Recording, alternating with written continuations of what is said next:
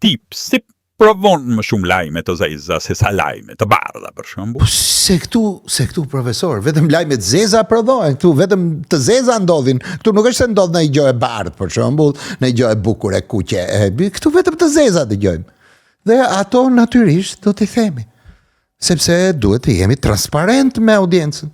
Dhe për shembull na thoni ju një lajm të bardhë. Ja, le të marrim për shembull Aranjata.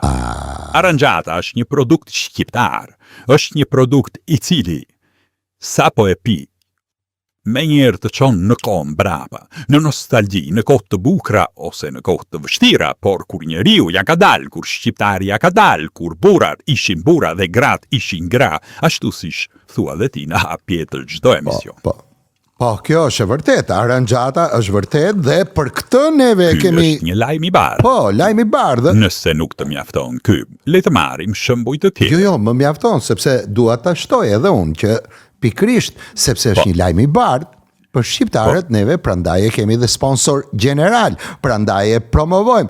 Aranjata, uj Spring, uj Glina, janë ato që na bëjnë neve, na mundësojnë neve që ne të jemi pranë audiencës, pikërisht me mendimet e juaja dhe me gjithë personazhet e karakteret që vinë në Sojli Sol. Pra, ne lajmin e bardh e promovojmë më shumë se të gjithë. Dhe ja ku është lajmi i bardh. Aranjata, vete thatë. E shikon që neve kur ka lajme të bardha i kemi këtu, jo nuk i shohim.